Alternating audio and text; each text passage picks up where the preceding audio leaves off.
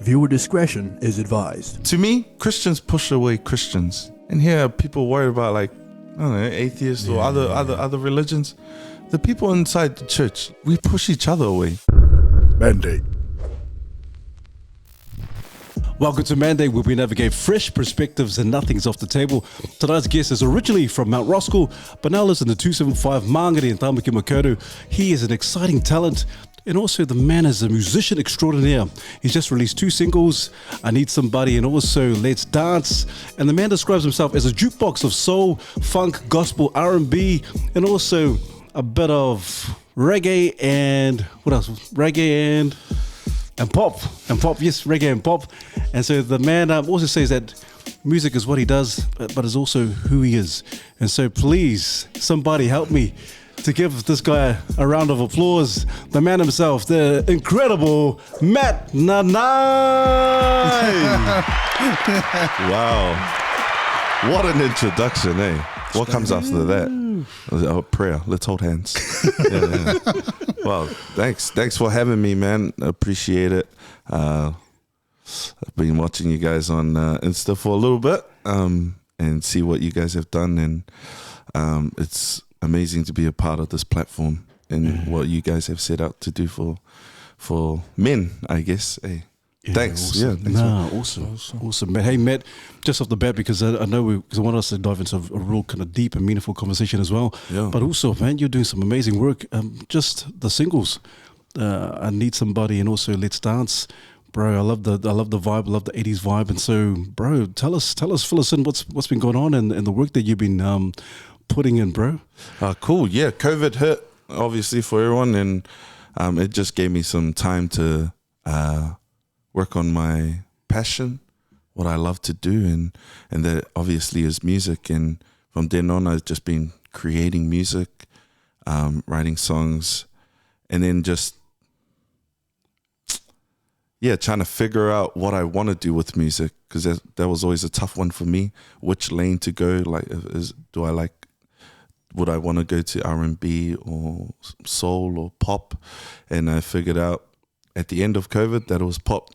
And I really loved it. Like, was always inspired by the old jams that my older brothers used to jam, like Huey Lewis and the News and all of them, like Back to the Future soundtracks, all of that stuff. Like, I loved all of that stuff growing up, and that's where I'm heading towards with the sound and these singles that I'm dropping. Yeah. Oh, awesome, man. Wow. Just the inspiration of the video clip, because I love the animation. So what was it? Because once I listened to the 80s vibe and I saw the animation, I was like, man, it just brings back a lot of memories back in the 80s, but also the animation kind of reminds me of Aha. Remember the Aha single? Yeah. Take On Me? Yeah. Yeah. Cool, man. I love bro, it's just awesome work you're doing, bro. Yeah, I Need Somebody just came out recently, and the inspiration behind that was I was watching a masterclass of, you guys probably have heard of Charlie Puth. Yeah, and how incredible that guy is. Eh?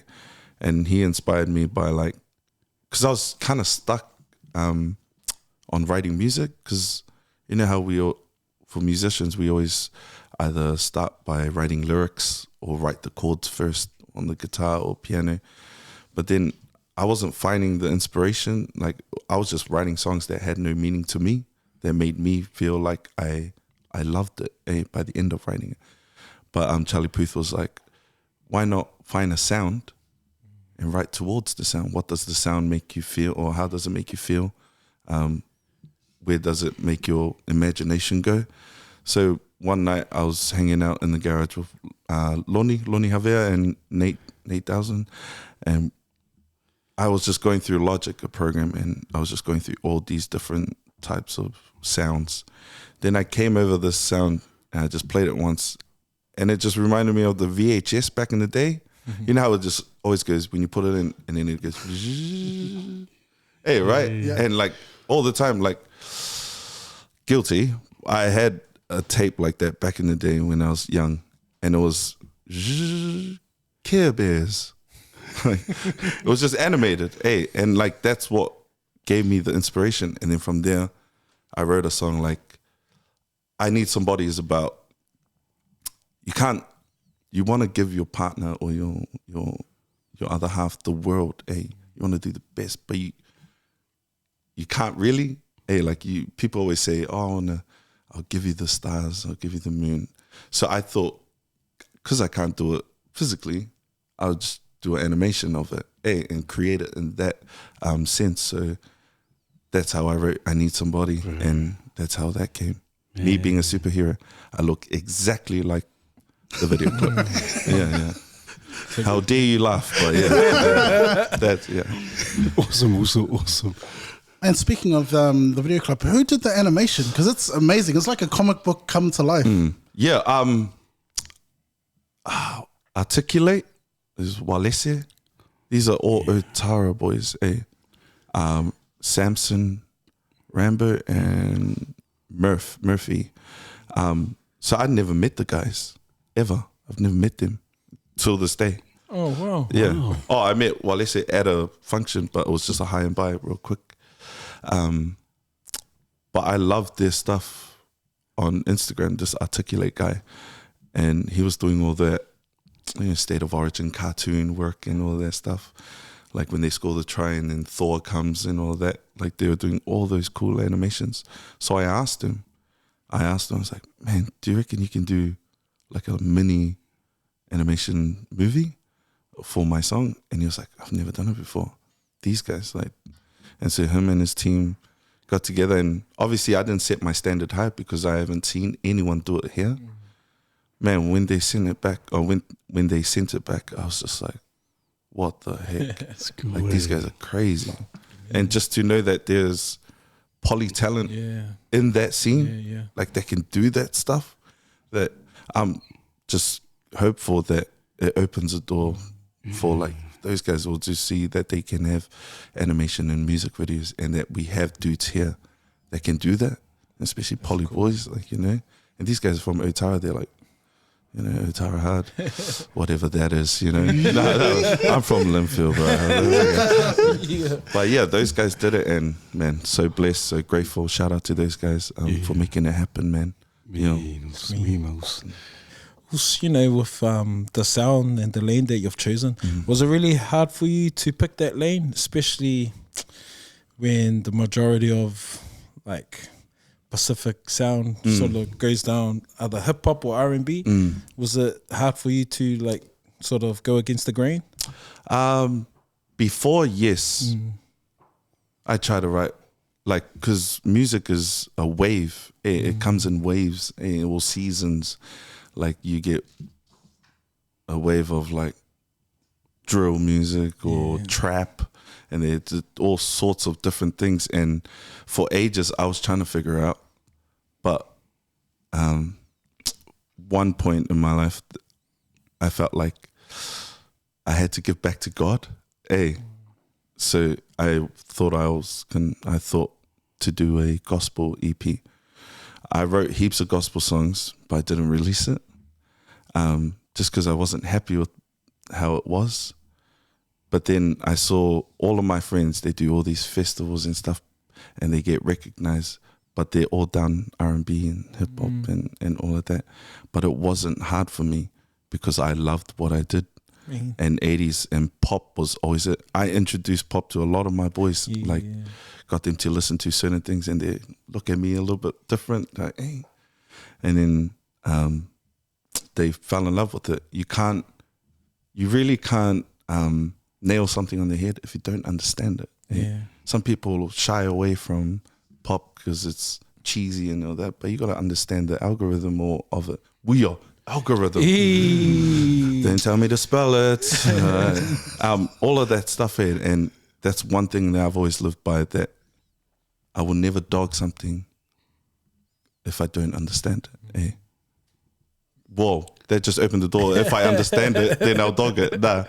But like, well, cut that one out. Yeah. But like, I never want to look down on something or shy away from it if I don't understand it. I want to understand, because I remember coming out of college like thinking I was the man at reggae. I used to think reggae is the easiest of all genres. Chink, chink, chink. Hey, I just thought to myself, but then my mate was like, that's not it. There's this. Reggae is built upon texture. All the little elements, the percussion and all of that. There's a reason why it's hard, because it needs all of this stuff that some people don't even have. And he humbled me about reggae, and then I shared my knowledge of pop, and that's where I am. I'm at ease with where I am. And some people always like, is that a white person singing I Need Somebody? And they're like, no, it's this guy. You know, and people take, people get surprised. But I'm just, it's me. It's who I am. That's awesome. It's what I love. Yeah. Man, because what's the feel out there, Matt, in terms of the public enjoying the music? Because I can imagine there's a lot of people out there like, man, I'm enjoying this, but also like you were saying, people think, oh, is this a white guy singing it? Yeah, yeah. But yeah, so what's the feel out there? What's the vibe out there? I'm not quite sure. I'm actually not quite sure how people are taking it, like in a wider spectrum, like, because I have nothing to go off. Like Let's Dance and Somebody is all in 1 year. So I don't know how to reference my music to what it was, like if I released music from last year and stuff. But from my own friends, it's good. Like it's the best or like pop that they've heard so far. But that's not my goal. Obviously, my friends are forced to listen to it, right? You know what I mean? Like they're like, man, also your song is mean. Because you have to, you're my friend. Hey, I need the people that don't know me to Shazam it and just love it. Those are the people I'm aiming for. So hopefully I know by next year how they feel. Yeah, that's awesome. In a matter of time also. I remember I was at work and someone was like playing it and I was going, I've heard this before. And then I kept on listening to it and the guy was like hard out. And I know him, he's like hard out. He's a musician. Yeah. And I was going, okay, whatever he's listening to must be on. Yeah. And then I clicked and I was going, oh, shucks, this is me. But yeah, only a matter of time. Thanks, so I love how you're sort of paving the way, I guess, in terms of New Zealand. Yeah. And especially Pacifica, like in this art form. And it gives me that. There's a song by Guy Sebastian, Elevator Love. Yep. I love that That's song. a nice one, yeah. I never admitted it back then, but... Here it is, guys, exclusive. Exclusive. Yeah, he admitted it. It gives me that type of vibe. Last cell right here. Yeah, I'm at the gym and I'm like that, but really I'm listening to it. That's a track. It's funny you mentioned that. It just made me think now, what are some of your guilty pleasure songs? Because for whatever reason, people have songs that they're too embarrassed to say that they like. Yeah, you go first. You want to confess. Yeah. It feels like you want to confess. For example, no. Me, no doubt, 100% do or die Westlife fan. Like I've always, and Brad, are you laughing? Westlife, hey man, that is my jam. Like Westlife, I know nearly all the songs, the lyrics, how they look. Like like those are my guilty pleasures. Backstreet Boys, obviously. Come on, everyone. Everyone. That should be an open one. There's no more guilty. Like, we love it. Yeah. But yeah, those two are just boy bands. I think I grew up on boy bands like the era. So yeah, those are mine that people don't listen to at parties anymore. But when I whip it out, they get the good old side eye, and I'm like, nah, man, what happened to my phone? It's supposed to be Tupac. Is it Tupac? Yeah. But yeah, those are mine.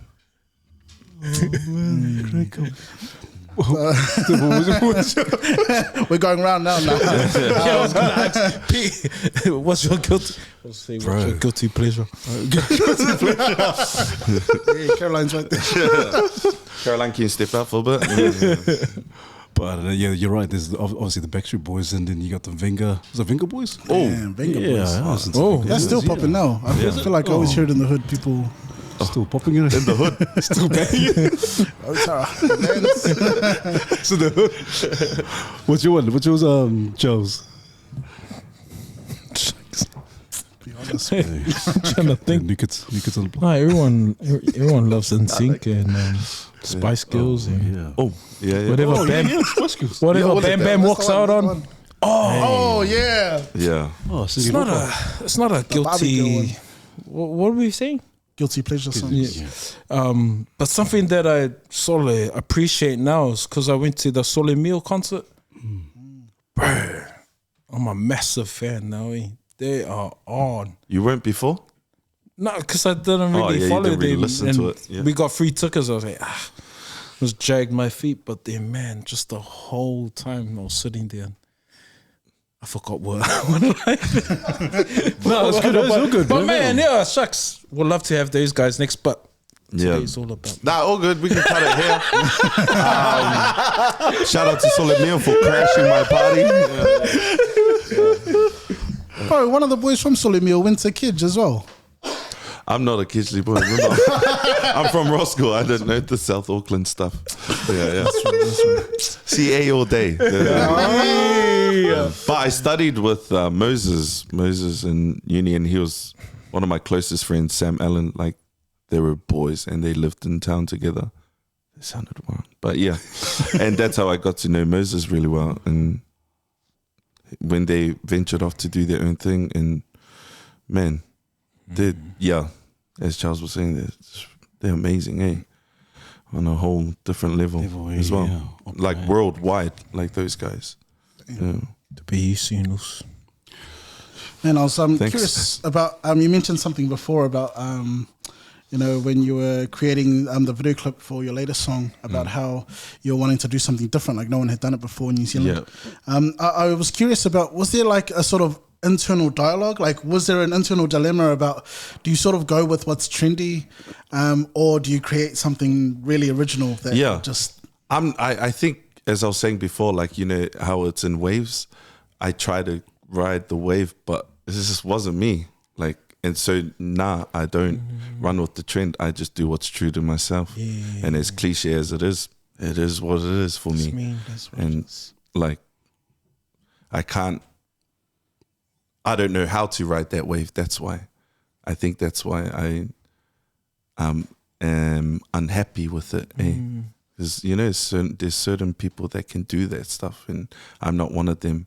But me sending out my own music and my video clips the way that I want to is hitting off, because I think they can realize that it's real, that it's actually Matt Nanai on this one. It's not like, man, Matt Nanai sounds like, or what Matt did looked like this. It's only Matt Nanai.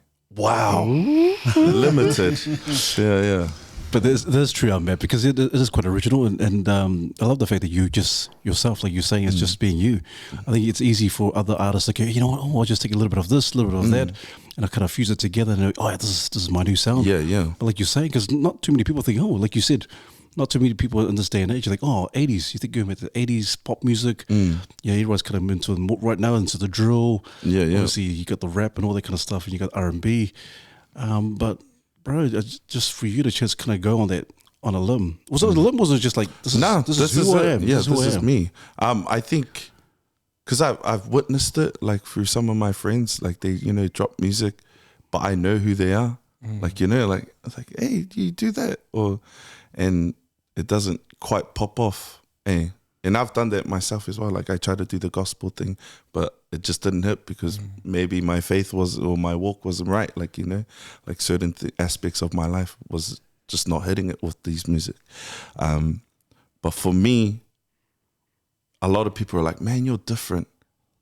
But nah, I'm just me. That's it. Like if you're just yourself, then you can do this. And it will hit because people can see real shit. Whoa, sorry. No, good. Oh, no. Beep. Yeah. But like, you know what I mean? Like you can see when someone's, not who they are, like their own identity, and you've known them for so long and you've known their hard work and stuff, but what they produce is something different. But that's why I always say, just do you. As cliche and as, broken record as it is, like, don't be different, be you. Because that's people are gonna feel that. They're gonna feel you. Were you like that in the past? Like was there any pressure for you to kind of like to conform like all the other artists that was out there? Did you feel like there was a need for you to kind of, or did you kind of feel a bit lost in all the? Yeah. I think more lost. I was trying to, imitate a lot of these artists. And, you know, people are like, who inspired you? This is the one thing that I'm very proud of. Like, people always like, man, who inspired you to be? And people say, like, Michael Jackson and, you know, all that. And they did. But for me, it was the people around me here in NZ, like where I grew up. I wouldn't have done it without the people around me. Those are the people that inspired me to do to do my own music the way that I wanted. Like my brother, for instance, like he was the first guy. He taught me how to do all of that. And then as I ventured out to do my own little music, the people around me in the music scene, Lonnie, like Bito, Willie, Nate, Marika, all these, like the Levites, you know what I mean? Those are the guys that inspired me, like to do what I want to do now. And they created the sound for me. Like I grabbed bits and pieces from everyone and I just molded it into me. And this is what it is. The people in NZ, shout out to the 09 music community, man. It's the best ever. I will never move anywhere else. Like the love and the bond, because it's more than just being a muso here. Like it's the relationship. That's why I always say, before you become a great musician, be a great friend first. Be the guy first. That's me. Yeah, that's what I'm proud of. Those are the people. That's why I was lost for ages, trying to figure out what I wanted to do. But the people around me here that were close by, the musos here, they supported and helped me figure out who I am. Hey, Marus. That's so good. My man. During COVID, it was a difficult time for musicians, especially those who were gigging, because it was hard to get out there. How tough was it for you? Not that tough, because obviously throughout COVID, I was able to create my music, and the government was actually hooking us up. Oh, me. Yeah, with all the money that you guys have. But it wasn't as tough for me because I was able to be in a good space where I can create my music and just take a step back, I guess, from the gigging scene. You know, because we're gigging quite often, like every week and weekends, and it was a good break for me. I actually enjoyed it. Yeah, That's cool. Yeah. That's cool. Man, what were some of the biggest like realizations? Because sometimes, like, you know, COVID hit, and oftentimes when you're going about life is so busy, you don't have time to stop and reflect. So what were some of the biggest like realizations or moments of clarity you had when COVID hit, just being able to reflect on some of the experience and learnings you've gained? For me, my own music, I realized that I took a massive pause on my own music. I was gigging so much that I forgot. Like I ended up like kind of not loving music anymore. And that was like my realization for that. There was like, why is my love for music fading? Why is the flame like dimming? And it's because my sole purpose that I believe was that I had to produce my own music. I had to share my music with the world. And that was like, because I grew up with my parents forcing it upon us, me and my brothers. Like we didn't love it. We didn't like it. We obviously, like every other poly family, get up, auntie's over, sing the song, do the dance, all of that, and White Sunday and all that. And my parents will always make me and my brothers like sing and play, learn the guitar, learn this and all that. And it was just like forced into loving it. But it's also a blessing. Because like for 10 years, like when I was a kid, I hated it. Knowing that my dad's like, hey, mate. Hey, like, you know, we're going to do practice. And I'm like, again. Like he drilled it. Like we weren't even Jackson 5. Like, I was just going to say that. It sounds like JJ. yeah, it's like, honestly. Tito! Yeah. Michael! It's 3 a.m, running the steps. Yeah. But it was like that for me and my brother and my brothers. And we just, like, thank you, Mom and Dad. Because where I am now, if it wasn't for that, I don't know. It sounds weird, that like it got forced upon us, but that's what's keeping me alive, man. Like for real. Like I'm so glad that I get to wake up and live music and do music. I gig every week, and if it wasn't for that, like man, thank you. Now it's a paycheck as well. Like I do it with that. Super grateful, man. Thank you, mom and dad. I love you. But isn't it quite common, Matt? Because there's a lot of people you think of other artists out there, or musicians, or even sports people, in terms of it's been like, hey, mum and dad kind of forces on you. You do it, and you're like, oh my gosh, I have to do this all the time. But yet it ends up being a blessing, like you're saying. And you talk about some of the hardships of in the beginning of mum and dad, and being forced to play the instrument or to sing. Can you elaborate a little bit more in terms of your younger days as well? Because it could be cool to hear what you were like in the younger days, especially during the music and all that, how you found that and all the playing the instruments and all that. Because what were you like when you were such a cute little angel? Little kid? No lies, like obviously Michael Jackson was huge for me when I was little as well, and I would always do the Michael Jackson vibes, and then dancing and music was always hand in hand. It has to come together. And so not many people know this. Me and my brother released 5 albums as kids. What? We released 5 albums. The name of our duo was Young Vision. Young Vision. Young Vision. And they used to be like on the decks of like in Otara markets. Like it just it was on there, man. What's his name? Vaipulu. He used to live not far from where Lilo is. Tongan guy, yeah. Like, that's why I hated it. My dad used to make us go every day after school to this Tongan man's house. And I swear he ripped us off. Nah, don't put his name on. Yeah. Like, but I would be so scared and nervous because my dad put the fear in me, hey. Like, if I don't get it right, obviously, I get the handshake, or the hug, But I used to spew up as a kid, man. Like, I used to dread going into that studio. It was like this big, and he had a massive console. It was like legit to me. But I was so scared, man. I didn't know how I got over it. Maybe just looking at my dad, I'm like, man, I got to get over it. Hey, that was it. But I used to we used to park up, and my older brother's like, come on. Because he wasn't the singer, he was the musician guy, but I was the singer. And he was like, come on, man, you got to do this. Dad's going to give us everything. Like, And I used to just open the door, spew. And like, my brother would testify to this all the time. He would mock me till this day. And like, I used to just spew up and then just like cry. Man, I was like 9, 10, 11. And here I am trying to be like Michael Jackson, release albums out. The albums, and I have no idea how I got over it. I don't know. Maybe my dad just beat it out of me, I guess. But me and my brother lived like that for so long, like maybe 9 years until I finished college. Yeah. Gee. So you serious? You get a fussy if you get it wrong, or? Yeah, all the time. And my dad was like a real OG Samoan dad. Didn't care who was around. That's my dad. And all my friends know who my dad is, like, and they know that.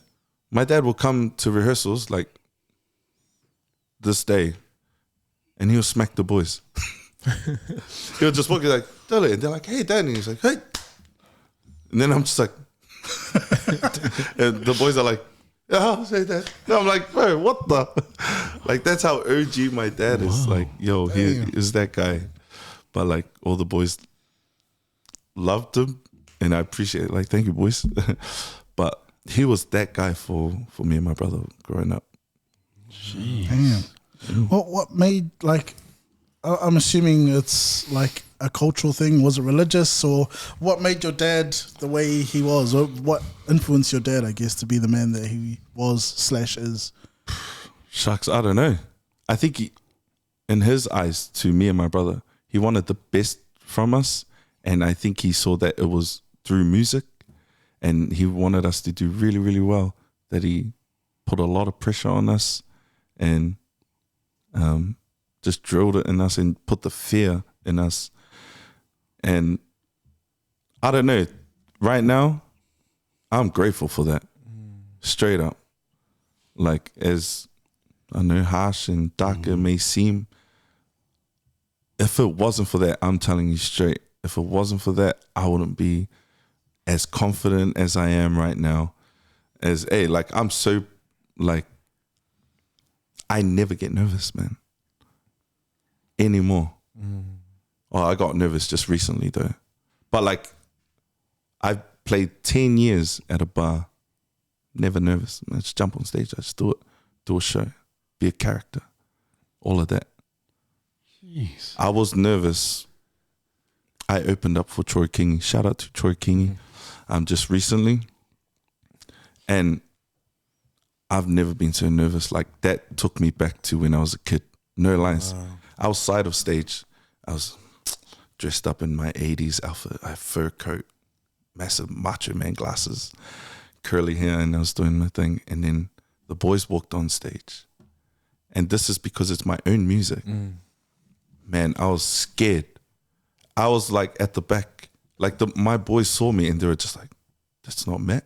Matt's never scared. Like, I'm never nervous. Like, I'm so confident that I'm seasoned myself. Like, that when I step on stage, it doesn't faze me. I just be who I am. But 2 weeks ago when I did that show, I was behind the curtain and the boys played the intro. And I was still scared. I hadn't walked out yet. And the intro was going. It was the universal intro. Dun, dun, dun, dun, dun. And the boys like, poosh, poosh. And it was so like mean. And I was still scared. I couldn't even take a step. Like, I was right here with the steps just before I walk out. And the intro already went boom, boom. And I'm supposed to be out there already.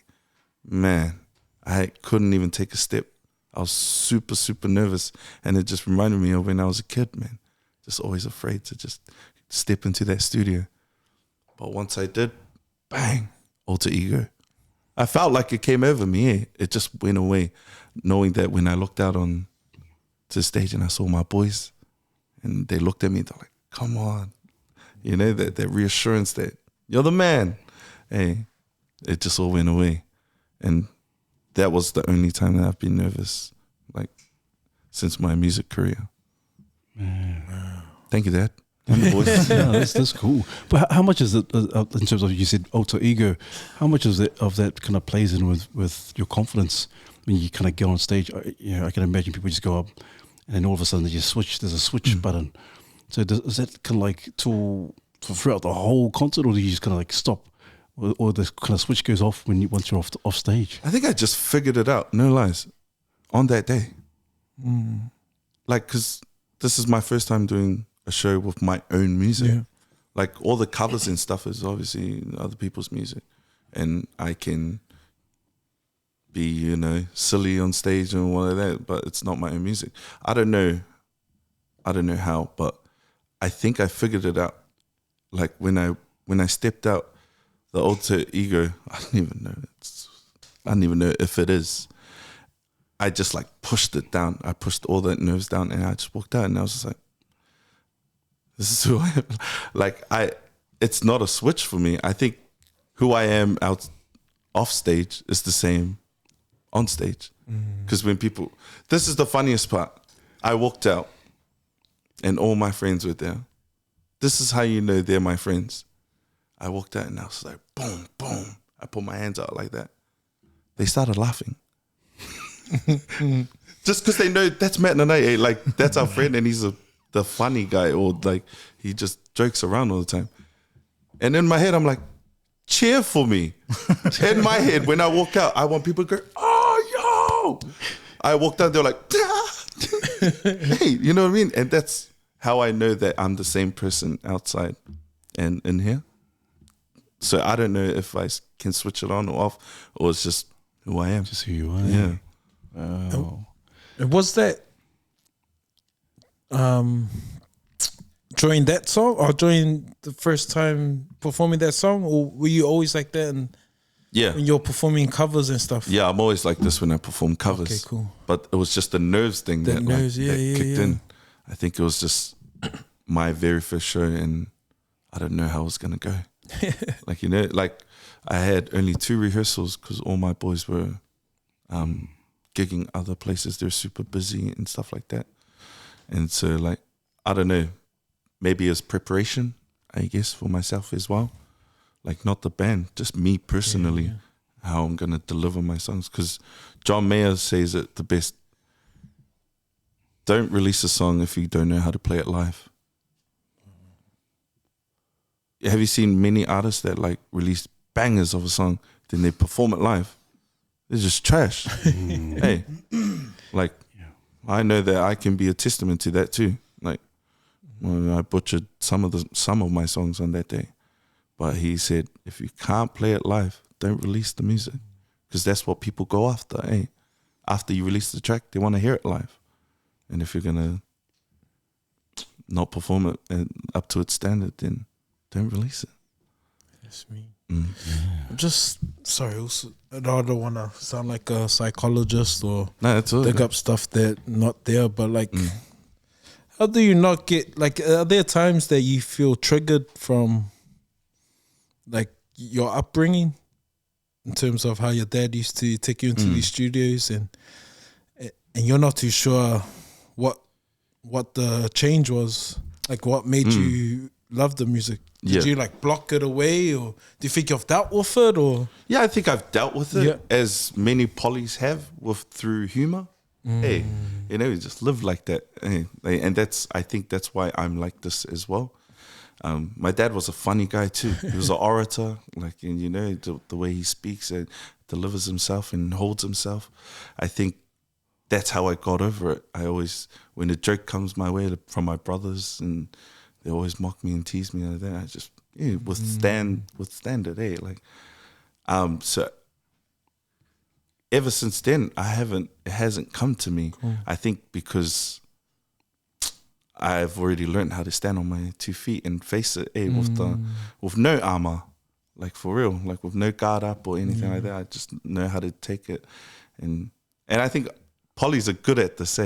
You know, when they like a joke is like getting a bit too heavy, you just twist it somehow, and then here it's about you. Like, you know what I mean? It's like that, and I think I've always done that, like deflect it somewhere here or to someone else, but then no one can escape your siblings, like, you know what I mean? And I think standing up to my older brothers, then I think that just gave me the, I don't know, strength to fight whatever thing that may trigger me in the future. But it has never, ever since, like, I don't know how. I'm just grateful that it doesn't, to me, you know. But yeah. Skittles. And I'm curious about the dynamic between we've heard a little bit about how your father and the way he was, but I'm curious about the dynamic between your father and your mother and how that how their dynamic played off one another. I think I might get a hiding after this, and I'm 31. The dynamic between my mum and my dad is old school. My mum's quiet. My dad does all the talking. Whatever goes, or whatever he says goes. And my mum was always the rib, like solid helper. Like, their dynamic was fine to me. I would always hear at night, like when I come home late from gigs and I was staying under my mum and dad's roof, I just still hear them talking about whatever, anything. That's when you know, like, to me, that they still got it. That their flame is still going. And even though that they don't show in front of us kids, because the problems that they hold shouldn't be upon us, just the way it is in my household. When I grew up, whatever problems that my family had, the kids are not supposed to know.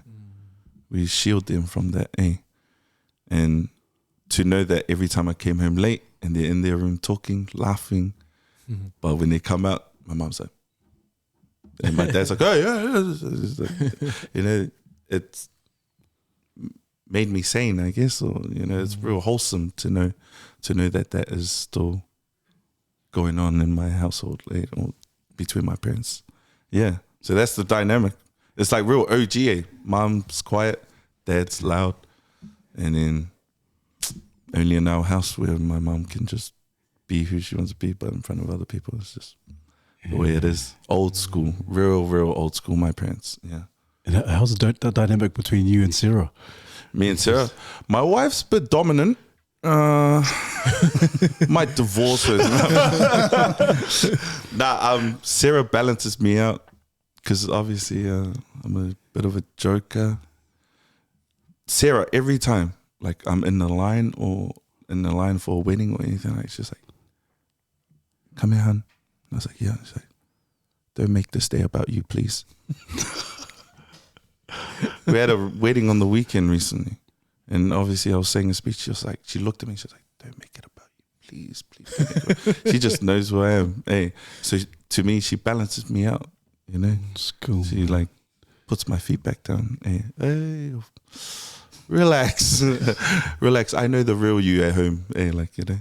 But yeah, she's cool. It's cool because a lot of people always think, okay, Matt Nanai, he's the musician, he's the artist, and obviously you're your father now, and you got a beautiful baby boy. Yeah. So how was that? Because you like you said, you're always gigging out there, and you come back home, it could be late hours or early hours in the morning. So how's that been for you in terms of being a father, young father, and also a husband now, in terms of balancing music and family now? My Sera, my wife, she helped me realize that, because COVID happened and I was on a ride with my music, and then obviously she was pregnant, and then I'm like, I'm just studying my music. I haven't even released. I released Let's Dance when he was born.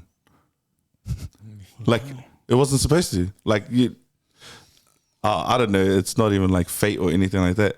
But she was like, "How selfish of you! You released your very first song on our son's, like, the day he was born." But being a new father, like, it's a different type of love, and I've never experienced it. And I don't know. I ended up, Sera helped me realize that I need to like take a step back, because I was away weekends. I would travel all the time. Like, I'll go overseas, come. There was one time, like, when I first met Sera, I asked her out. The next day. I was on a boat cruise for 6 months. I came back, and then I had a gig in Australia. I went for like a week. Came back, then I had another gig in Samoa. Like, I was away from her, and she stuck by me.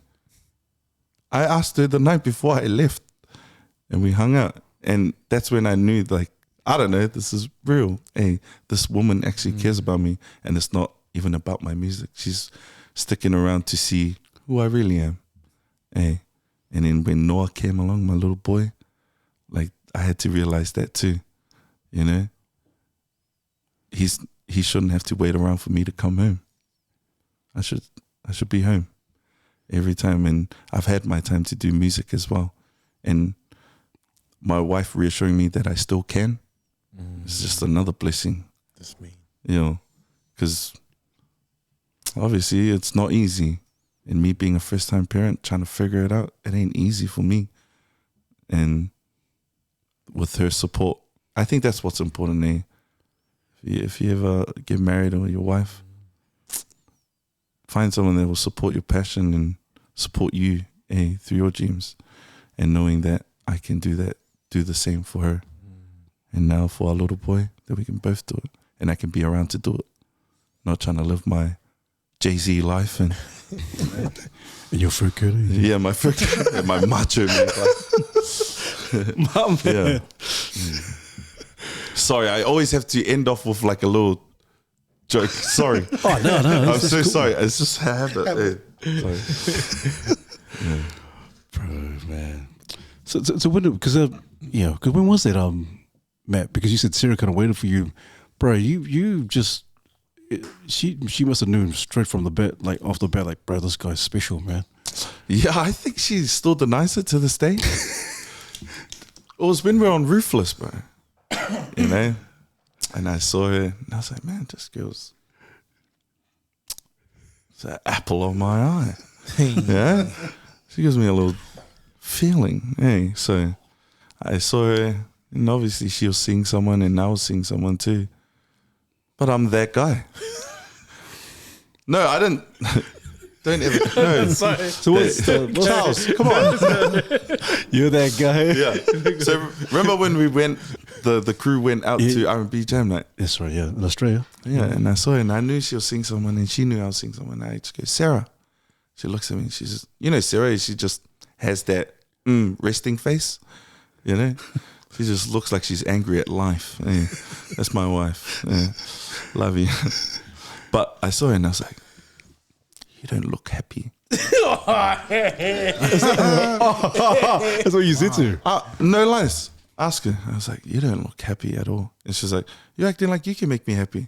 And I go, leave him and I'll leave mine. That's us. What do you know? Wow.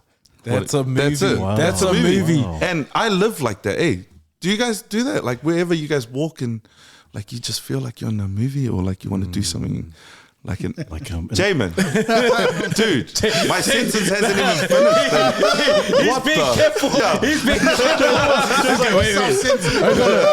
I'm not that movie, but yeah, I'm living my movie. Yeah. I'm always that guy. Hey, just I want to live like not live, but I just always like picture it in my head. And when I walk or I'm listening to music, I'm just like, yeah, that's it. That's me. So you're telling me, well, on that day, on that night, you was like, Nah. When we came home from Oz, man, I'm not that great of a man. I wish I was. But when we came back home from Ruthless, yeah, man, That's the movie. bro, man. that's the movie.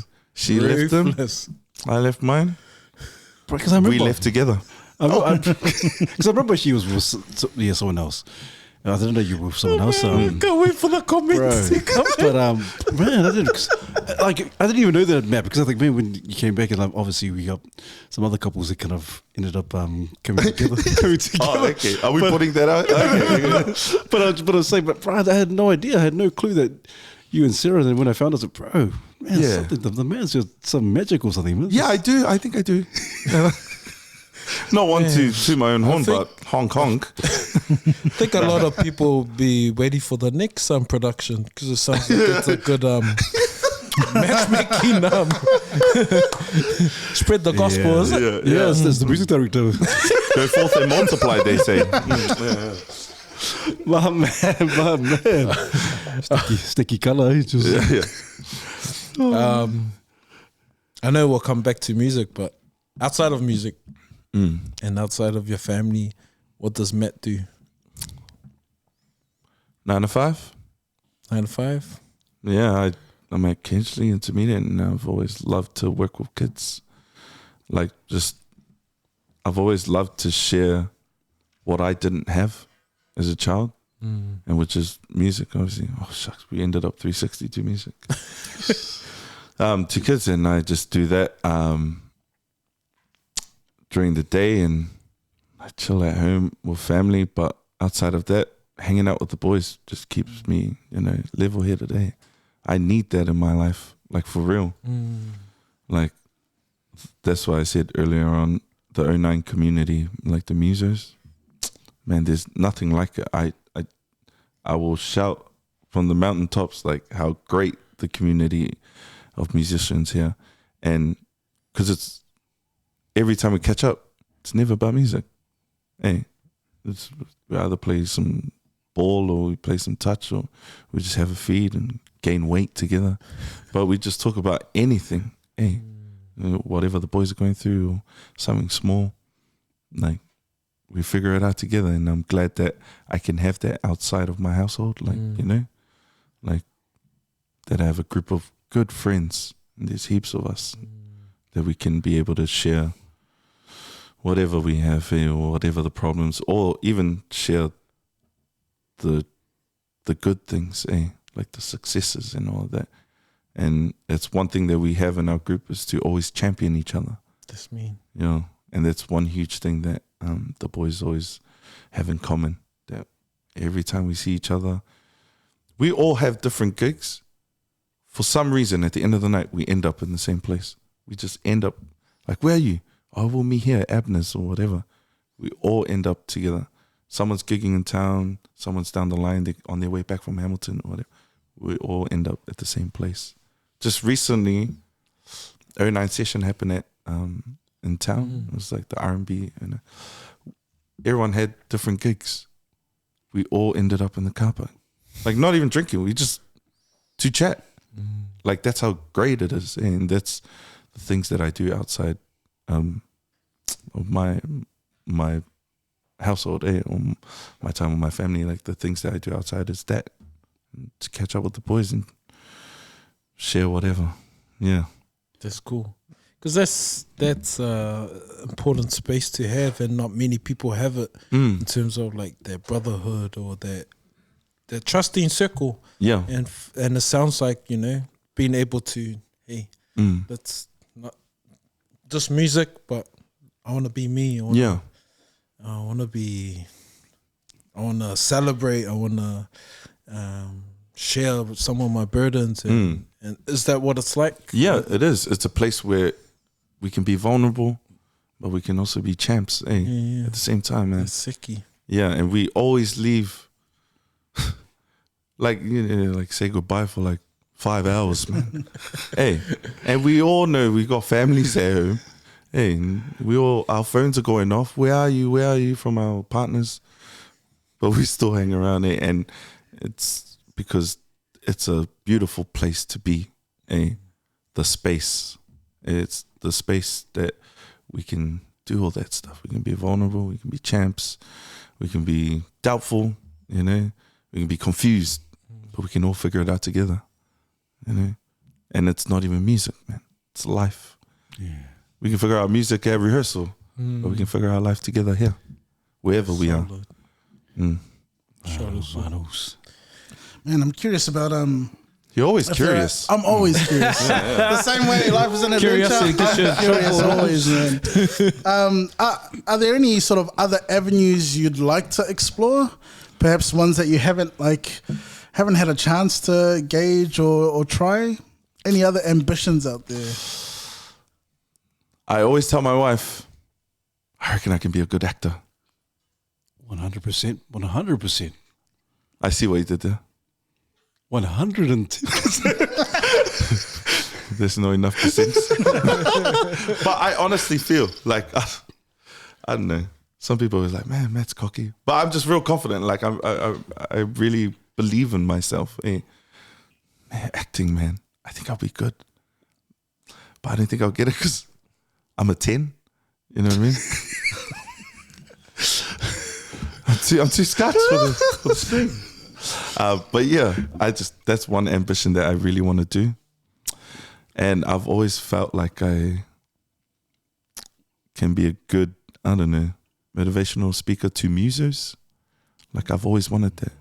I started up a thing called Underground Industry way back. And like shout out to all the young musos that came to that. I'm from Roskilde. I knew no other muso when I left school that was from Roskilde. Like I knew no one. I went to a gig out at Life Church. John Fale, it was like shout out to John Fale. Shout out to JF, man. The Bishop. The Bishop, yeah. To do a gig at Life Church. And I went out there and I went to go set up my stuff. And I was gigging out at Switch Up at that time. I was out of school. And so I had different type of musos that I was playing with, but we didn't really hang. But we didn't have a relationship either, like a good one. So what I mean, and like I didn't have any muso friends, like just as I said, there's space as well. But I went to go set up, and I walked in, and this band was going, and I was like, hoses, who are these guys? And I walked in, it was Lonnie, it was Jara Falaniko on keys, it was Willie Vapit on drums, Moisho Leo Pepe on guitar. And I was like, who are these guys? And I knew no one. And then Lonnie was like, oh, kind of knew me at the time. He was like, oh man, I was doing a bit of solo gigs here and there. And I wanted that. I wanted to connect with other musos because I had no one from Roscoe. I used to drive all the way out south to just hear musos, but they don't know me. And then I'll drive all the way back to Roscoe and just be like, oh, wish I could have hung out with them, mate, and stuff like that. And then I decided to create this thing called Underground Industry. And I couldn't have done it without everyone showing up, you know? And all these young musos, all these people from South Auckland, like there was heaps of them. I didn't know how, like, there was so many of them that I was like, the heck, there's heaps of yous out here. There's no one in Roscoe. I set it up at Parachute Studios and all these kids came. Oh, like all these musos came that I've only heard of and stuff. They all went Excel. I didn't even know Excel was a thing. Like I didn't even know that was a performing arts school. And all these guys came out and they were just like sharing their gift. And I was just like blown away.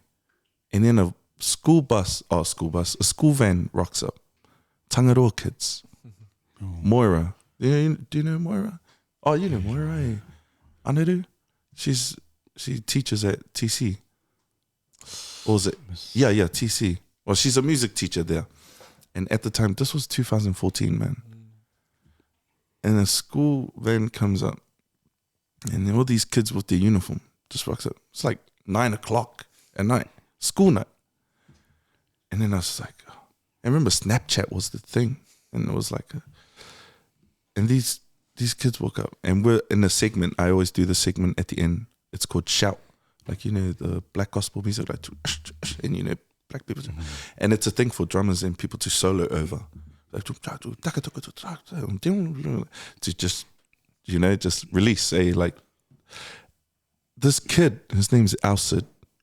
Shout out to Alcid. Like, this kid comes and just hops on and, like, no one's heard of him.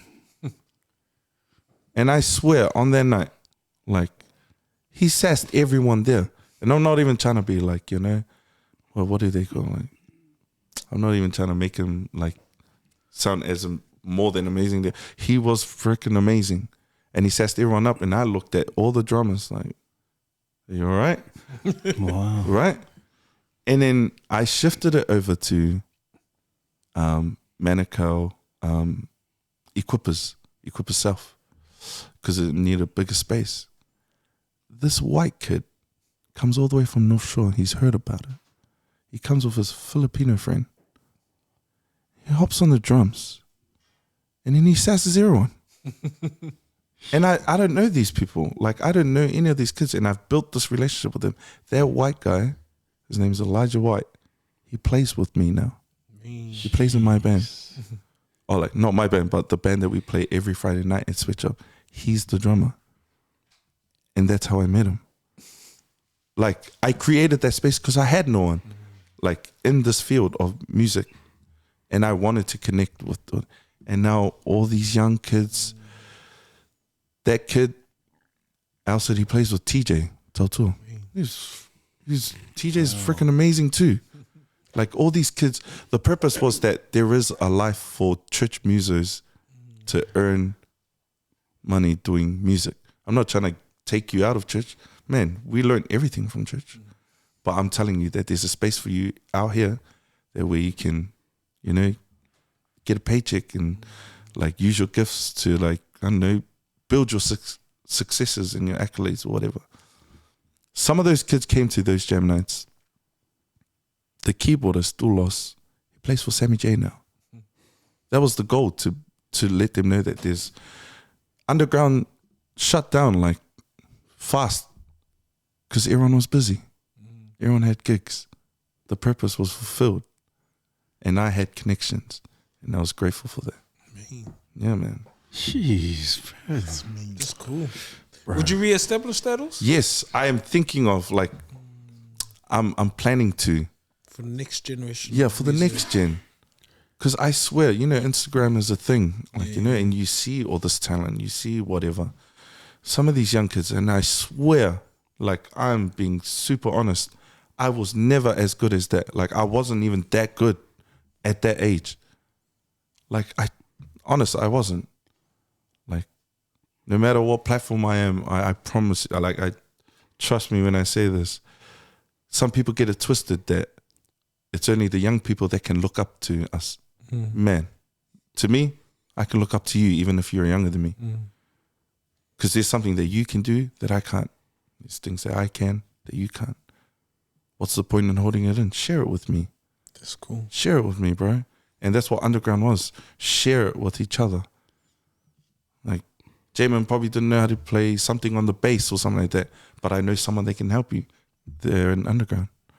And I wanna bring it back up, but Could be me. just trying to figure it out how to do it, the space and all of that. It's not even like to go and sing a song or anything. It's like for musos, to be able to conversate through that. Jeez, that's incredible, Matt. It's incredible. Like you just kind of like you found it. You saw a need. You feel like, you know, especially for yourself. Yeah. Hey man, I need to connect with some other musos, and you do it, and it starts off with a hiss and a roar, and it's incredible. And you find all these incredible talent, and then also in the schools and so forth. But even before that, because I know you were in the schools. I know you were Waikowhai? Yeah, Waikowhai. And I've read something on Linfield College that Mr. Tonks had put big reps on you, man. Big reps on you. Shout Raz out to Tuitama says some amazing things. So it's already was kind of like this little kind of stepping stones. Yeah, and, definitely. And you do this, and you look at you now. Like, imagine if you said, you know, no, it's all good. I'll just kind of keep my talent in Mount Roskill. But you thought to expand, and look what you've done. You met all these amazing artists, and you're actually, some of them now are playing with you now. Yeah, no, super grateful. Like, I'm super grateful for God giving me that kind of little vision or that feeling, because I felt alone out in Roskill. And Roskill's small. You blink and you're out of it. Like, you know what I mean? And everyone knows everyone. And I knew at that time that we had no musicians, and I needed to branch out somehow.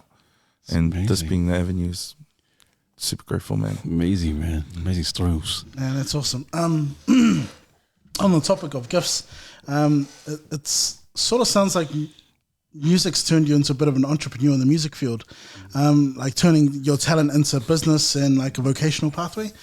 Do you ever see yourself setting up like a music business entrepreneurial school, something to do with music and performing arts or anything like that? Because it sounds like you have laid some groundwork or like have some experience and framework in that area. Shucks, I'm gonna have to shut that question down. No, but I want to be able to, as I said earlier, like those TEDx like talks and stuff like that. I want to be able to do that to make, because, you know, obviously polys and everyone knows there's always trying to be humble and stuff like that. They get it wrong with being confident, like, to me. And I want to be able to, I don't know, create a space like that, like a platform like that, to be able to share with young musos and maybe older musos as well. The life of music. Like, I just feel like I can motivate anyone who wants to be a musician to become one. I think I can do that, and maybe that in a business sense, I guess. Sorry, Jamin. What's holding you back? Huh? What's holding you back? Man, my wife? Nah. Me, because it's new to me. Just like my music, I don't know how to market it and all of that stuff. Like all the admin stuff that I can make music. I don't know how to, like, I have to pay for like distributors and publishers, because like I don't know how to do it. And I want to be solely focusing on music, and it will be nice to have someone to do that. And I think that's what's holding me back. I don't know how to do it. We're calling out to all our viewers. If anyone can help Matt out in the area so we can blow him up and champions, let's go. Because it's exciting. Also, you got a lot to offer, and just hearing your heart and so in your journey, man, you can package this and I guess the main thing is like you're being you, and it's like teaching this next gen of musicians to be themselves and. Man, it's exciting. Like for us sitting on this side and always wanting the best for our guests, man. We're gonna champion you. Hopefully we can follow up in a few months' time or a year's time. Okay, what are you doing with this, man? And if in any way we can support through our platform or through Pete's connections, because he helped you bring you and your wife together. Yeah, Maybe thank he you. can bring you and your next PA together, eh? The next girl. Where is that PA? Nice. Reflux part 2. Nice. I like that. Oh man. But yeah, straight up. Can you this make is that happen? exciting. Can you make that happen, please? Hey, you can make it happen tonight, man. You just say the word. You just say the word. We're doing it. Yeah. Hey, Matt, we can run it back a bit, Matt, because you said you talk about confidence, and you said it yourself. You said you're very confident, 100%. You talk about acting, could be another avenue, and also motivational speaking. But you are. I think sometimes people get the wrong idea in terms of confidence, and probably people might be watching this and listening to this. Confidence, oh, this guy sounds a bit cocky. But can you explain to us, when you talk about confidence, what kind of confidence are we talking about here? Or are you talking about? Oh, shucks. It's being cocky. Sorry, guys. Sorry, I lied. I am cocky. No. Sorry, guys, you were right. You were right about me. I don't. Shucks. I actually only know how to say that quote. But the confidence for me is that because it's real. Like that's all I know. Like I don't know how to like unpack this confidence. I've just always been true to who I am. That's what makes it easy for me. Because I know who I am, my identity. I believe in myself. I trust in who I am and what I'm gonna do and what I'm gonna be. That I can just pour it out like that. And some people just do the good old, it's you, so. But they want it. Hey, they say it quite often. They repeat the same thing again. They're like, nah, that's us. But yeah, that's us also. That's you. Also, that's us. And you're like, oh, here we go. Yep. You're the man also. You're the man, like, you know. But it's knowing how to pour you out, and fill maybe your own cup or someone else's cup, to be the same. Did that even make sense? No. That's true, man. Was there ever a time where your confidence was tainted? You just felt like it was even one time in your life, or even when you were gigging, and you just felt like, oh man, just writer's block, whatever. You just feel like, oh man, I just don't feel. Yeah, like, this drunk person, like, humbled my ass, man, at Sweatshop. I was playing so much, and then I saw some people out in the crowd, and I thought I could just, give them everything. I played every little solo. I look at them, and the good old conference combined churches, and you see the other band from West. They're like, hey, like I was that guy. I saw some musos, and I'm like, some top tier musos, I'm just like, oh yeah, do all that. Try and do all the cool stuff, and came out, and I just felt confident, like, yeah, I think I impressed them. They're gonna ask me to play with them and stuff like that. That's how I was like pouring myself out at my younger age. And I got off stage, and this drunk man just comes up to me, foreign guy, and I'll never forget this. Honestly, he was like, "Hey, you," and I was like, "Hey," he goes, "Nice guitar playing," and I was like, "Oh, thank you, I appreciate it, thank you very much." And he says, "Next time, let the guitar breathe." I dropped him. Nah. And like for me, and I was like, for real, hey, for real, what was I doing? Hey, and like that in the music world is massive. Hey, like when someone tells you, "Hey, let the guitar breathe," it's because you're overdoing it. You're trying to impress someone that you shouldn't. And that's when my confidence just went, goodbye. Tail between the legs, man, for real. Yeah, that was that. Is it after you dropped them, or just? Yeah. Yeah. In terms of validation, then, like, do you find it in the crowd or people listening to the music, or is it just more of, I'm just putting up my music, I'm expressing myself? One more time. Can you say it one more time? In terms of like trying to find to validate Yeah. your performance or like how good you are. Do you find it in other people and how they interact or engage with your music, or is it just you expressing yourself? Not anymore. Like, obviously, this is my first time, but like as doing covers, for example, I always wanted to, eh? Yeah. But not anymore. Like 5 years, 6 years now. Nah, man. Me is who I'm trying to impress, eh? Or trying to make happy. Eh? Like, and if I'm not happy with myself, then that's the only person that I need to impress. Do you feel much freer? Yeah, man. Yeah. Totally. That's why why my answers are like that. Because I feel so free. Like I'm free from my own mind, I guess, or like kind of like my own thoughts that used to overcloud me back then. But that's why I feel so at ease to say things like this, and so at ease to feel that I can say what I want to say about myself. Yeah, that's good, man. You're 31 now. Yep. What would you say to the 21-year-old Matt, knowing what you know now in terms of his craft and the journey that's ahead? Wait for Sera. Hey. Oh, wallah. I saw that on my FM. Nixon said that. Good answer there. Yeah, I know. But just cut that last part. The reference. Cut the reference. Shucks. Never thought of that one. Go through it, eh? Go through all the challenges. Go through all the mistakes. Go through all the trials. You have to like carry on going through it. I knew a time in my life when I was 21. Yeah, I just veered away from it, eh? It was like personal things, eh?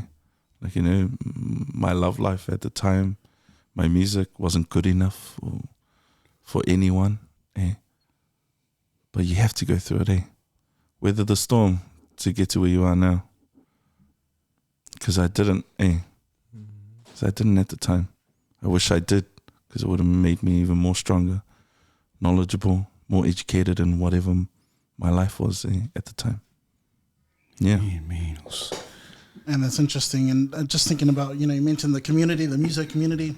And I'm curious about, you know, I think a lot of what you've spoken about today, it's really obvious that a lot of the experiences you've gone through could have broken you any amount of ways, but the way you've been able to overcome it and turn it into something positive, not everyone would respond to situations like that. And so I'm curious about how, you know, is this something, do you find that the Muso community is similar like you in terms of confidence and humility, that sort of balance? Definitely. And I think we've built each other within the community, eh? Like trained soldiers kind of, eh? Because we all were like that. We still mock it to this day. Like, you know, memories on Facebook pop up and then we see like our old friend go, bro, you're mean as Muso, man. Love you also. Wish hopefully one day we could jam together. And I go, remember when you used to look up to me? Hey, like, hey, it's that, hey, like all of that, like back in the day stuff. And we've been able to build each other's character in the music world, in this community. And like the utilities that we use are each other. Hey, the equipment that we need to build our character is each other. That's it. We don't need anything else like that. Like, to me, this community provides what I need. Hey.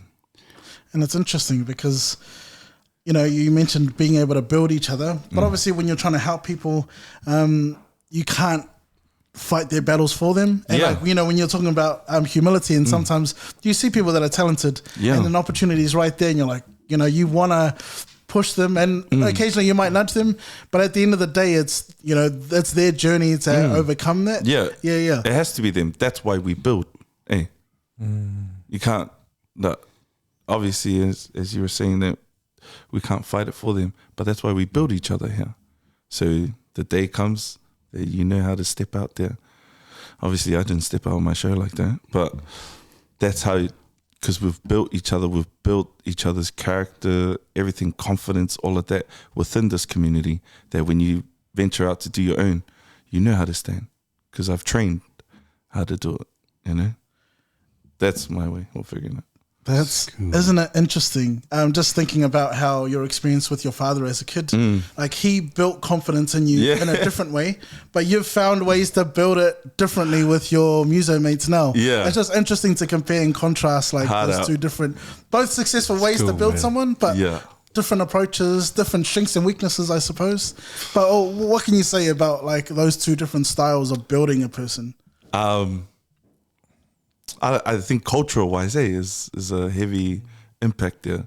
My dad was built upon that culture, and for me to kind of change the different type of culture to build this different community here at Muso, I think it's all built upon that. Like, because my dad was taught this way, and so my dad taught me this way, but I want to teach these guys a different way. But obviously, take the good parts from what my dad. How my dad built me, and to be able to share it with other people. I think it's all culture, just like church and everything else. We all run the same lane. That's why, because church was this way, and my dad said it was like this, you know. But I want to be able to be that person to be like, yeah, that way was okay, I guess, but this is the way I want to do it. And I think that's how I'm going to do it, by changing the culture. Then that goes a whole nother level when you think about building your son. Look at all the influences that you can pull from. And then like, how do you even, you can pick and choose the best parts, but then sometimes those best parts might not interact well together. And then, you're building for someone that's their entire life is in your hands. Like, man. It's a crazy thing. I think just, for me, just, as I said, figure it out. Hey, because this is my first time. Like, and just like how anyone will start a business, I guess, you got to go through all of it to try and figure out what you, and your experiences will help you there. And so with me having all these different avenues of culture and how I'm going to build my family, I think I just got to, you'll never know until you do it, I guess. And if you get it wrong, please get it right the next time, That's my mentality. Come on. It's good, man. One is enough. One wrongdoing is enough for that one. Like for that topic or for that aspect of your life. Get it right the next time. That's awesome. Hey, also, Matt, has there been, we talked about building culture and also in terms of positivity and your mates and your kind of your circle, your inner circle of friends and building each other up. Has there been a time in your music career that you just felt like, I just can't build this certain individual, this person, and has there been a time where you feel like, man, you play with some amazing musicians? Has there been in your own experience a time where you're like, man, this person is not, this person is not a musician. Is not a musician. This person is this is his name is. Well, has there been like you kind of regret like, this is the wrong individual, or you feel like this person is not a musician? You feel like you regret playing with these individuals or this individual? Hey. No. Yes, I've probably not the sense of they're not a musician, because music is music. Hey, obviously I don't like heavy metal, and obviously how would I know if this person likes that? And I'm trying to build him. But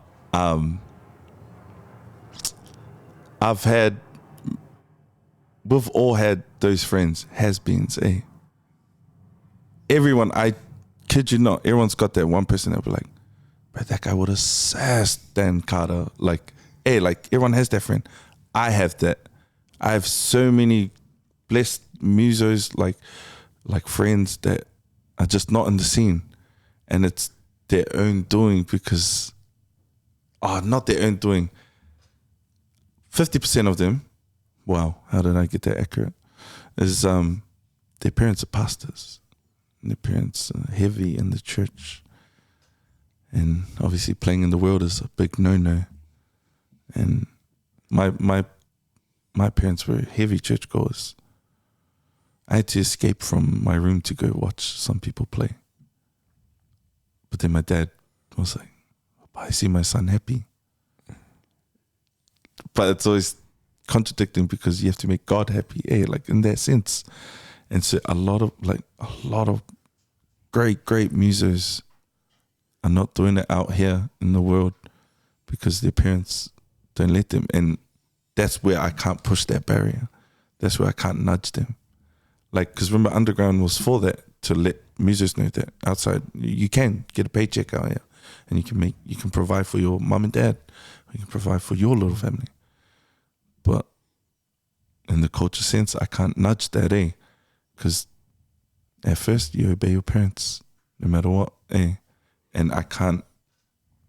I never did that. I never forced the boys to come out and jam, or because I used to, Little Easy, I had a good friend that worked there, and I asked him, can I do a jam night here?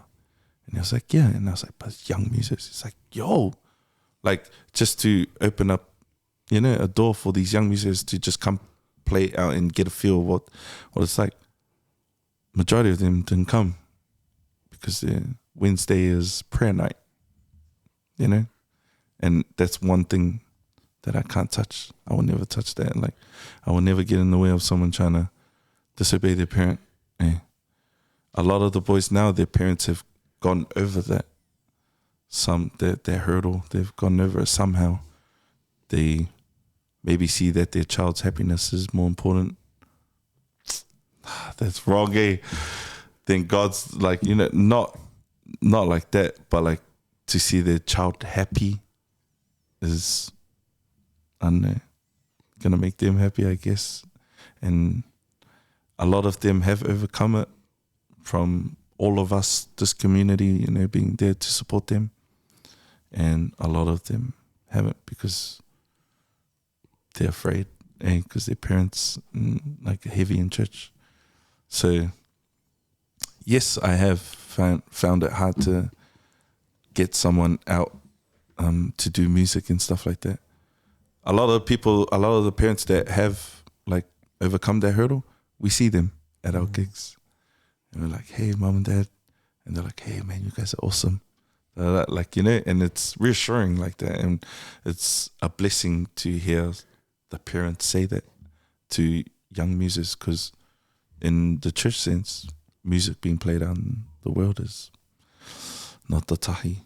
But how does that make you feel, Matt? Because being an individual who started in the church, and now you're going out and they may say, okay, they receive as secular music, whatever, but no judgment or anything, and on all of our parts. But in terms of when you see an individual who's so talented, and like sometimes could be like, this is, and we've all heard it. Some of us say, hey, no, this music, or you're singing just for church only. It's just the four walls. How does that make you feel? Because you've stepped out of that kind of situation.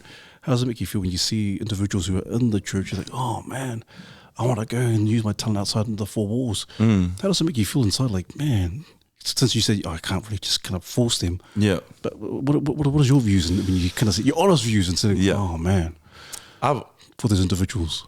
Like for them to come out and be able to play? Or for those who really want to come out and just kind of, I just want to use but they talent. can't? Yeah, they feel like they can't. I don't know. I actually don't know, because first I believe in Christ. That's what's first. And to see someone that's very gifted and they want to play outside but can't, it's tough for me, because I can't it's a conflict, Like, I love playing outside, but not for my own pleasure, like, because wherever we go, we shall share the gift and that God has given us, be the salt and light. One muso that Stephen Thomas is a drummer, he goes, why not go out and do your music outside of these four walls and share the gospel while you're at it? To me, I'm like, I can't, because it's just not in my nature to do that. But first, I am a believer of Christ. I believe Christ.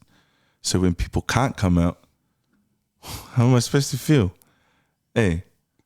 And they see me, they're like, man, how do you do it? And I was like, I'm not the perfect Christian, man. I'm not. I'm figuring it out. That's why I don't know how to feel about that someone. Like, I can only go off my own experience. Like, to this day, I play at church and I still get the eyes. Nah, man, I get the words. You get the words. Like, what's the words like? Like, oh, look at that child, like, up there on stage. Like, because I sometimes lead worship and stuff like that. And how does that make you feel? Like, type of condemnation?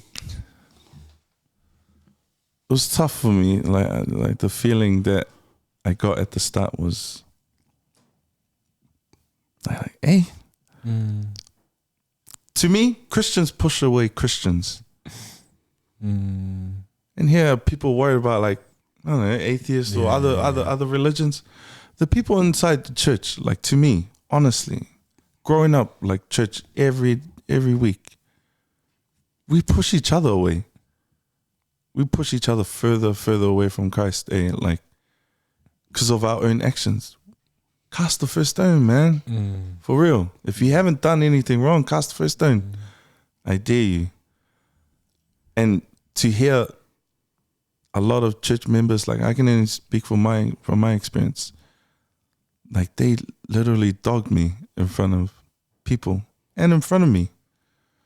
And then to see them come up to me and hug me, like, go hug your sister in Christ, go hug your brother in Christ. And they do that, and I know you spoke about me. Because they told me it was you. And you do that, and it makes me feel like, well, I don't want to come to this church anymore. Like, you know what I mean? It made me feel like that. My pastor and our first lady, they just brought me back. I stopped going to church for like a while. I saw her at Pack and Save. And she goes, son, I didn't know anything. I didn't know anything at the time. And she goes, son, come. I go, oh, hey, how are you? It's just like, don't worry about what people say. Wow. Come play. We need you. Share your gift, God. Like, God wants to use you. Still come church. Don't worry what people say. And in my head, I'm like, what do people say? Hey. That's when I know someone is anointed, like from God, like these guys. Like, that's why people get appointed as pastors, because they know stuff. Like, God kind of, I don't know, the Holy Spirit reveals stuff to them that they go help that person, go help Charles, go help Pete, go help Devin. So they do that. And my pastors, they came and did that to me, and I was like, what? And I went and told Sera, my wife, and I was like, hey, I saw First Lady, and she's like, come church, and don't worry what people say. As soon as I got to church, everyone was talking smack, and I just looked at the First Lady, and she's like, praise the Lord. This is your space to praise the Lord, you know. I felt neglected, like, for real, from the people that shouldn't make you feel that way. You get taught the word of God, and I'm not perfect. Like, I do one of the 10 commandments, probably not the adultery one, but like, we all sin, man. But I will never put judgment on you, Who am I? For real, who am I to do that? And I run that through music as well. Who am I to say that you're not a good muso? Who am I to say that you can't play here? You're not good enough. Look, take the speck out of my own eye, before I can help someone else's, because I'm blinded. What was this? Oh, man. Amen, brother. Amen. Sorry. Sure, mate. Because I guess it's that's a lot of the tension that a lot of our Christian musicians go through in terms of, like, being in the world but not of it, and what does that look like? Yeah. And how do we navigate the space in terms of, like, God's given me this gift to worship Him, but how can I use this in the secular scene? And that might be your key role in terms of figuring that out for yourself, and then creating this pathway. And you got this good community of musicians, and they sound like they all got a faith background. Yeah, man. And you guys are building each other up, and it's not an easy scene to be in. Like, remember when I was back in my no day. one ever asked me to come and play for them, but Yeah. but I guess it's amazing to hear that there's this community of musicians that try and Yeah, man. create a safe space, have these conversations, and also be there for each other. Because I guess that's a lot of the fear for a lot of parents and churchgoers is that, man, I'm gonna, out there, I have this perception of what that scene looks like, and I might lose my son or my daughter. Yeah, they want them to be conformed of this. But be transformed. Yeah, So yeah. I guess that's a awesome conversation to have, and it's awesome that you're navigating through that. And I pray that that people will end up understanding and instead of condemning, like, man, walk alongside you and champion you and help me, eh? Yo, for real. Like, obviously, it's judgment, eh? Like, especially for us musicians, like a lot of the boys are pastors' kids, eh? Yeah, and they play it out here, but it's a tough world that we live in. Yeah, we trip up and we fall down, but that doesn't mean you beat me up while I'm on the ground. Eh? Whoa, did that just rhyme? Yeah. But to like lift me up and help me, bandage my wounds and help me heal. Because we're not perfect, eh? We're just Matt Nanai. What? This is what? Yeah. Oh man, my man.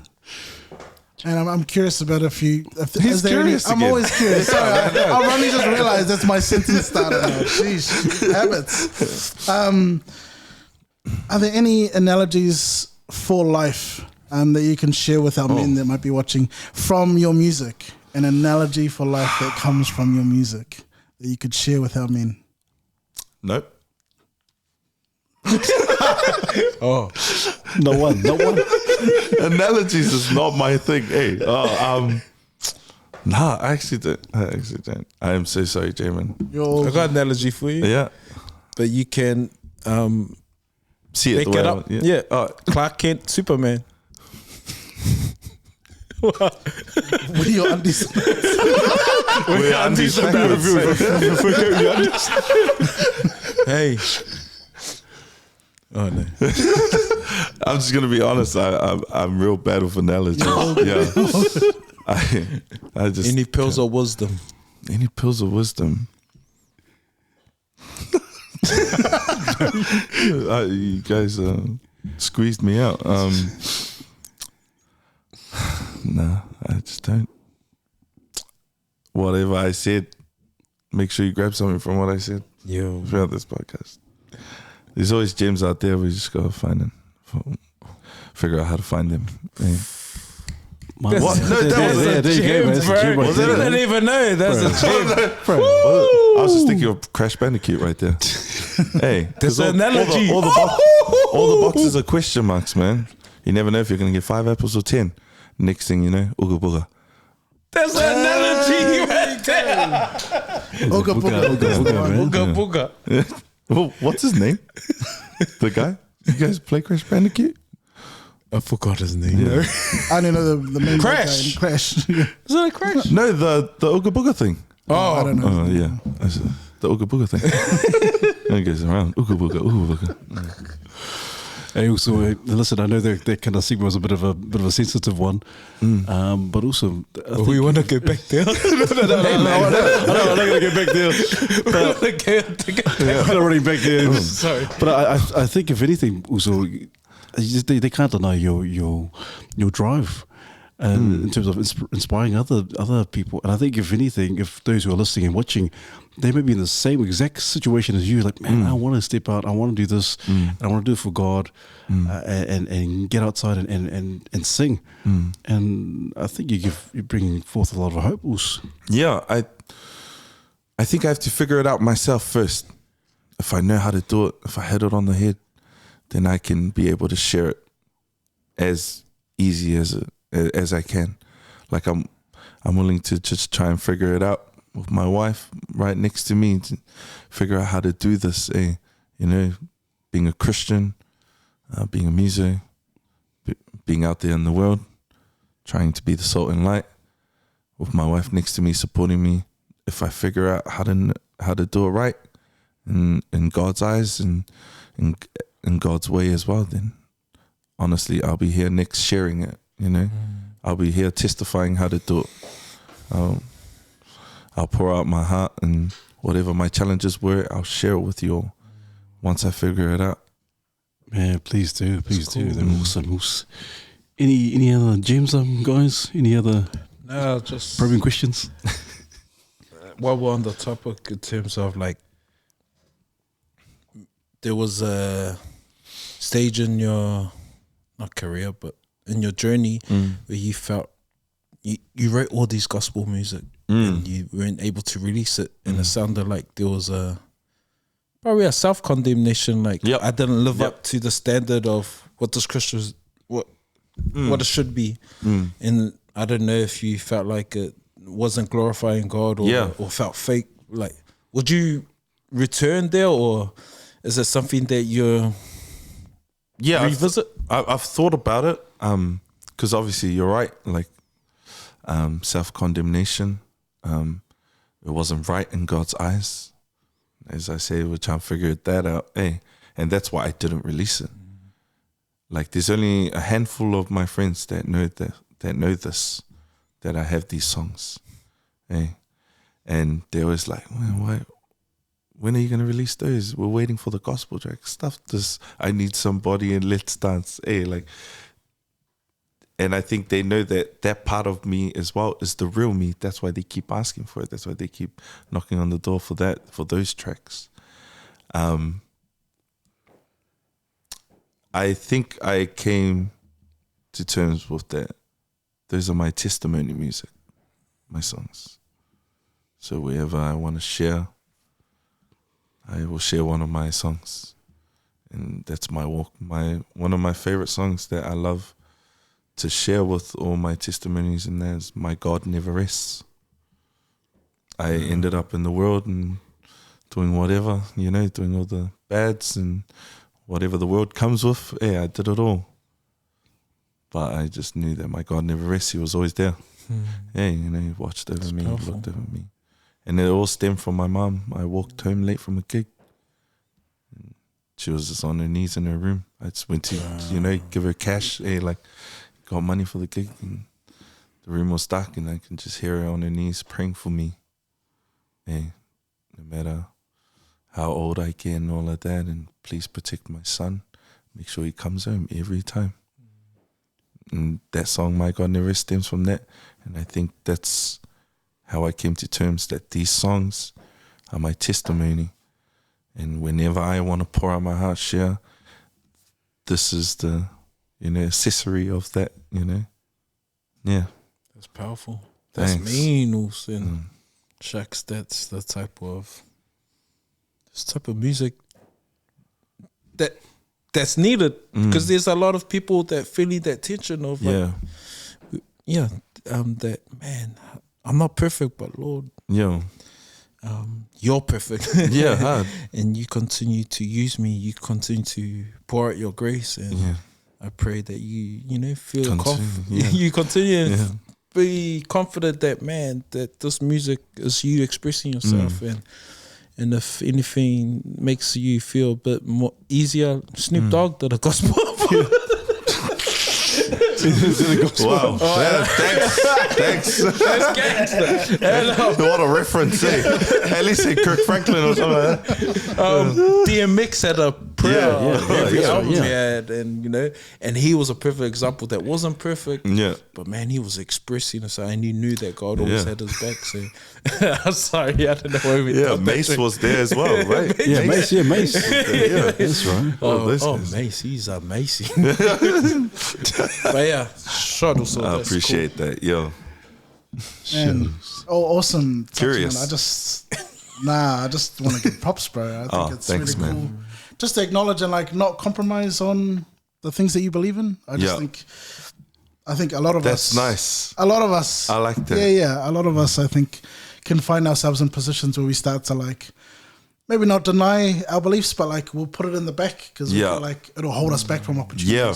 But Hard out. really cool to just see you embrace it and accept it as part. It is what it is. Yeah, hard So out, man. just props for that, bro. Appreciate that. Yeah, man. Likewise, like Jay was saying, bro. Props to you. Also, it's been a while, and Yeah. just really proud. I think every guest that comes on, and I think even more so because of the personal connection we have Yeah. with all of us. Yeah. Just really proud also in the work that you're doing, and regardless if you're in church or the four walls or whatever, or you're out there and singing and gigging, bro. They can't deny the fact that you're using your gift.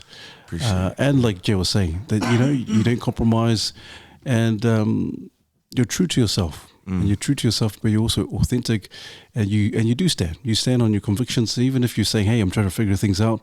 Yeah. I think that's the beauty of the journey, and so also all the best for you, the rest of your endeavours. And I really agree. I agree 100% in terms of your acting. Bro, I really do, man.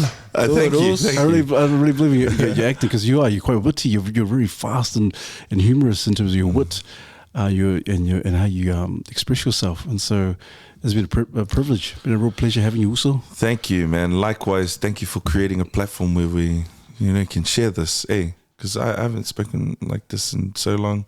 Like obviously with my boys as well, but we've had that talk, but to be able to relive it again and to be able to have a platform that it's safe, that it's all good to share whatever, and especially religion as well. Like, it's a tough one for us musos. Yeah. That's always a tough topic, and thank you for creating a platform like that for me to be able to share those things. And thank you for reassuring me as well for a few things that we shared upon today. Like, I appreciate that big time. Keep on. Yeah, man, also. Jones, you want to say any last words? You do kiwi can nails? Nah, I used to. I used to. Oh, yeah. I left that a while ago. Yeah. Oh, cool. Well, that ends what I was going to say. Yeah. Oh, Shout out what you so do, you weren't bro. listening. Shout out. You didn't care. Yeah, so you didn't care, right? Nah, it's a real pleasure to meet you. Also, I think I remember that gig that you did for John Fale. It was a Do Mission one. Yes. And I was there to support. Bro, and I remember you playing. I think you did a Home and Away set. Yeah. And I thought, man, this Yes, guy I is did. Yeah. bad, bro. And I appreciate it. every now and then I see you at with the band at certain gigs, and you got a gift also. Appreciate and it. it's awesome just to sit, unpack some stuff, and have a connection with you. And we just pray that that we get to support you some way, somehow, and keep you in our prayers, and keep doing what you're doing. You're only 31. You got so much. You've been, hard out. You've had this awesome journey. You've learned so much, and it's not the end. It's just the beginning. Just starting, and for real. I'm loving the new sound, and so just really can't wait to just keep on following and hope just pushing you. So thank you, Cool. so bless Thank you, you. brother. I champion you guys for what you guys doing too, man. Yeah, man. But talking about gifts, also we got a gift for you as well. The guitar? So, yeah. Oh. No, we always give up at the end. We always give a gift, a caricature, a bit of a sketch of our guests. So also, No way. this is for you, Mose. Oh, let's go. On behalf of the Mandate That's team. accurate. That's accurate. That's for you, bro. Thank you so much for your time. Yo. Appreciate it. But is there anyone you can think of, Matt, that would be ideal to come on the podcast? Someone. Oh, shucks. No. No one. You guys think that we have to have answers all the time, right? No. Is that what it is? Because you guys look at me like, this guy's not answering the questions. I told you I'm who I am. Is there anyone? We talked about this before we started. Like the analogy, you guys created one for me. I like it. Sorry, guys, I didn't have all the answers. I didn't have all the answers. I don't know. Yeah, because I've seen you guys have like a wide range. Like politicians and musos, actors. So yeah, I think whatever train you guys are going on is working right. for me. man. Sorry, I don't have the answers. Hey, all good. Do you want me to return the gift? Or? Additional offer. You need a podcast. All you need, Nah. honestly. Join the comedy show, man. Yeah. Like that. It's so funny, man. It's just Thank been you. awesome. Also, man, we'll give you the last word, please, just to encourage our men. Anything you want to say? Any last resonating words? Be men. Yeah. Even the woman? I don't know. Yeah, don't try and be different. Be you, for real. Because people can read the bullshit. Oh man, I tried my best without swearing, man. All good, man. Yeah, but yeah, don't be different. Be you. Man, That's it. awesome. That's good. All the best, man. All the best. We look forward to Young Vision. Making a comeback. But no lies, we're up to volume 7. I'm not even lying. Yeah. Also, please, guys, like, comment, and subscribe. Look forward to your well-thought-out comments. Once again, thank you to Matt Nanai. All the best once again. And as usual, brothers, Refine. Unlock. and Take charge. Mandate.